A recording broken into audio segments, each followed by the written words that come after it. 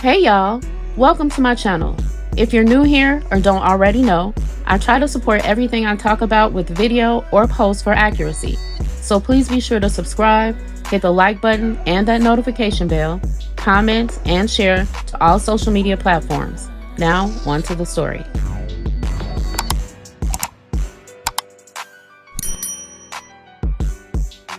Yesterday, at approximately 9:50 p.m. in the 8200 block of South Drexel, our officers, 6th District TAC Team, were attempting to make an investigatory stop of a subject they believed to be armed.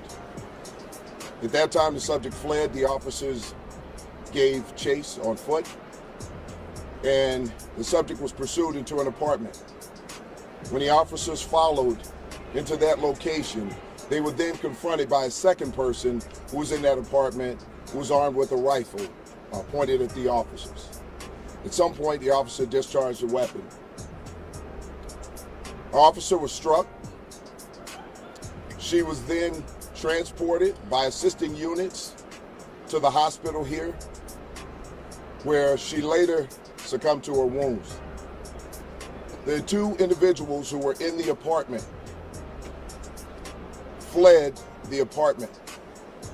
They were later apprehended shortly thereafter by assisting units.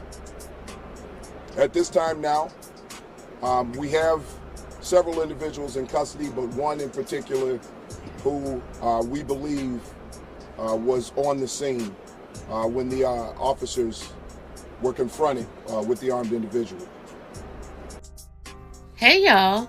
First of all, rest in peace to Officer Crystal Rivera. She's been praised by not only the police department, but members of the neighborhood that she patrolled. Father Flager even spoke out about her. I'm gonna say this, and it's no disrespect. If you're the police, you cannot be scary, and you definitely need to know about your surroundings before you shoot.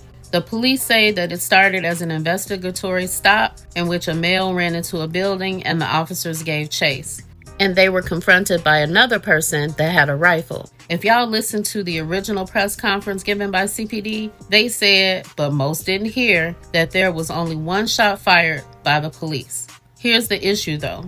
Someone, whether police or not, died in the course of a crime. So depending on what that stop was for, everybody involved, especially the person that confronted the police with a rifle, are going to jail. Just like when your buddy says, hey, drive me over here, and he goes and kills somebody, you as a driver can be charged too. Now, if those charges stick is another story, but who wants to sit for however long it takes them to figure it out? It's an unfortunate incident, and I'm sure that other officer that fired the shot feels horrible. That job is not an easy one, especially when you're a good officer just trying to do your job and go home to your family.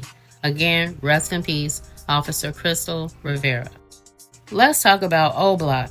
If y'all didn't know, Taymana is free and back with the crew. It didn't take long before the Take Something gang was out there doing what they do and flaunting it. Well, who do we see in the background stamping it? None other than EDogg. Come on, man. You said you were pushing positivity. Nigga, I ain't trying to talk. I'm coming however you want to come, nigga. Talking about, nigga, I ain't playing. I'm in a trench with this. What's that? That. We been on what? That. Bro, we come however nigga want to come. We in a trench with this, man. Get this shit back in blood, bitch. Anyway, Ike Munna has expressed how deeply messed up he is mentally over the death of Munna Duke. He has also stated that it would always have to be some backdoor stuff with them because every hood that claimed they had beef with EDogg got touched, and he ends it with EDogg for life. Let's keep his mental health in our prayers, and whoever was on Taymana's page, stop dissing Tuka.